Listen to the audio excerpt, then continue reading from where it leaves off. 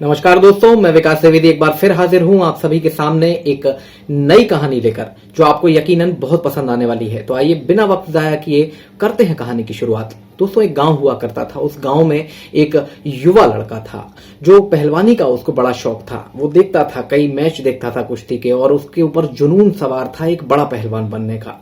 लेकिन दुर्भाग्य देखिए कि उसका एक हाथ नहीं था, यानी कि उसका बायां हाथ नहीं था। वो अपाहिज था और इसके बावजूद भी वो कुश्ती के गुर सीखना चाहता था और इसके लिए वो तमाम अखाड़ों के पास जाता, जो पहलवान बड़े होते थे उनसे विनती करता कि वो उसे सिखाएं। लेकिन जब पहलवान उसे देखा करते थे तो वो सोचते थे कि इसको अगर पहली बात तो ये सीख नहीं पाएगा, अगर सीख गया तो फिर ये जीत नहीं पाएगा और क्या कुछ इसका किया जा सकता है, जबकि कुछ परिणाम ही नहीं निकलना है। तो ऐसे में इसको सिखाना ही बेकार है। वो उसे आगे चलता कर दिया करते थे। लेकिन लड़के के ऊपर जुनून सवार था, इसलिए वो लगातार चलता रहा, गुरु की खोज करता रहा, अलग अलग अखाड़ों में पहुंचता, वहां उनसे मदद मांगता, गुरु की खोज करता, पहलवानों के पैर छूता, सब कुछ करने का उसने प्रयास किया क्योंकि उसे जुनून था कि वो पहलवान बनना चाहता है।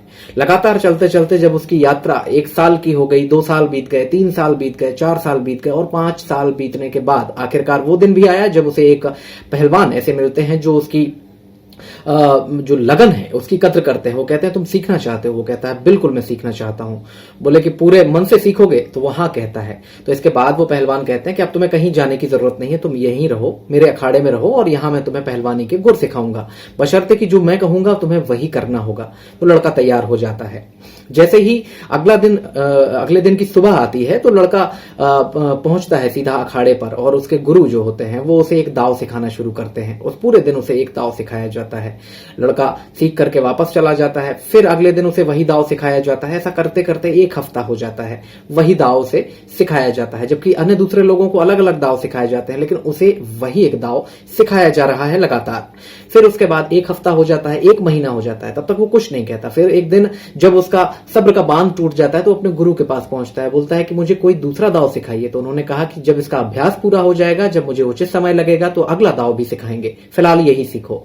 लगातार सीखता रहता है। गुरु में श्रद्धा है, गुरु में समर्पण है और गुरु पर विश्वास करता है, इसलिए मान लेता है बात। चलता रहता है साहब, 6 महीने चलता रहता है एक दाव, 1 साल हो जाता है, वही दाव, रोज नित्य अभ्यास हो रहा है सुबह से शाम तक। फिर ऐसे में ही एक विश्व जो पहलवानी का मुकाबला था वो आ जाता है, उसका अनाउंसमेंट होता है और उसके गुरु बिना सोचे समझे, उससे बिना पूछे हुए उसका नाम उस मुकाबले के लिए दे देते हैं। अखाड़े के बहुत सारे पहलवानों को आश्चर्य होता है और यहां तक कि उसका जिसका नाम दिया गया है, जो अपाहिज है एक हाथ से, उसको भी आश्चर्य होता है कि उसका नाम क्यों दिया गया। वो अखाड़े में जैसे ही पहुंचता है, पूछता है, तो वो कहते हैं कि जाओ, तुम्हारी जीत होगी, तुम मुझ पर भरोसा रखो। अब चूंकि भरोसा करता है अपने गुरु पर तो सोचता है कि कुछ ना कुछ इनकी स्ट्रेटेजी होगी, रणनीति होगी, इसलिए ये ऐसा कह रहे हैं। वो चला जाता है भरोसे से। पहले मैच में उतरता है, सामने वाला पहलवान उसके सामने आता है, उसे बड़े आसानी से वो धूल चटा देता है। दूसरा मैच होता है, उसमें भी यही परिणाम होता है। तीसरा मैच होता है, उसमें भी यही परिणाम होता है। अप्रत्याशित रूप से क्वार्टर फाइनल में पहुंच जाता है। क्वार्टर फाइनल में एक पहलवान बड़ा दमदार है, उसको भी धूल चटा देता है। सेमीफाइनल में पहुंचता है तो और बड़े पहलवान के साथ मुकाबला होता है। बड़ा भारी भरकम शरीर, बड़े दाव जानने वाला पहलवान, उसके सामने उसकी घिग्गी बन जाती है, लेकिन गुरु के भरोसे पर फिर आगे बढ़ जाता है, जीत जाता है साहब। फाइनल मुकाबला होता है विश्व के सबसे नामी गिरामी पहलवान के साथ, लेकिन अप्रत्याशित रूप से यहां भी वो जीत जाता है।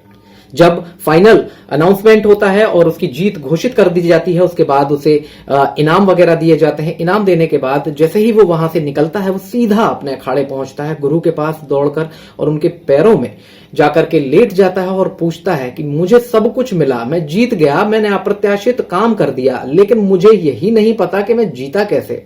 आप ये बताने की मुझे कृपा करें कि क्यों आपने मुझे उतारा, ऐसा क्या था कि आप मेरी जीत के प्रति इतने आश्वस्त थे।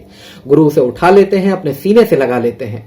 वो कहते हैं कि जिस दिन तुम पहली बार मेरे सामने आए थे, मैंने तुम्हारी लगन देखी थी, उसी लगन को देखते हुए मुझे लगा कि तुम सीखने लायक हो, इसलिए मैंने तुम्हें सिखाया और मैंने तुम्हारी कमजोरी को तुम्हारी ताकत में बदलने की कोशिश की। तुम बताओ मुझे, मैंने क्या तुम्हें दूसरा कोई दाव सिखाया एक दाव के अलावा? तो वो कहता है कि बिल्कुल नहीं सिखाया। तो उनके गुरु जो थे वो जवाब देते हुए कहते हैं कि जो दाव मैं तुम्हें लगातार सिखा रहा था, उस दाव की काट करने के लिए सामने वाले पहलवान को तुम्हारा बायां हाथ पकड़ने की जरूरत थी, जो कि तुम्हारे पास है ही नहीं। लड़का चुपचाप खड़ा रह जाता है और आप भी शायद अब सोचने पर मजबूर हो गए होंगे, क्योंकि कहानी का सार आप समझ चुके होंगे। जी हां, मैं बिल्कुल वही बात कर रहा हूं जो आप सोच रहे हैं। यहां बात, सबसे पहली बात है लगन की, दूसरी बात है सब्र की, और तीसरी बात है समर्पण की। तो अपनी कमजोरियों को अपनी ढाल ना बनाएं, अपनी कमजोरियों को अपनी ताकत में बदलने की कोशिश करें, पहला कदम रखें। उसके बाद संसाधन अपने आप आपके पास चल करके आएंगे, आपकी मदद करेंगे और आपको सफल बनाएंगे। यकीन मानिए, ये अनुभव से कही गई बातें हैं, ऐसा हर बार देखा जाता है। जैसा कि उसने अपनी कमजोरी को अपनी ताकत बनाया और जीत हासिल की। अगर वो एक व्यक्ति एक हाथ हुए बिना पहलवानी के इतने बड़े मुकाबले में जीत सकता है, तो फिर हम आपके पास तो पूरे संसाधन हैं, तो फिर यहां कारणों का हवाला क्यों दिया जाए। दर्शकों, हमारी जो एक कहानी थी, जो ये संदेश दे रही थी, हमें उम्मीद है कि वो आप तक भली भांति पहुंच चुका होगा।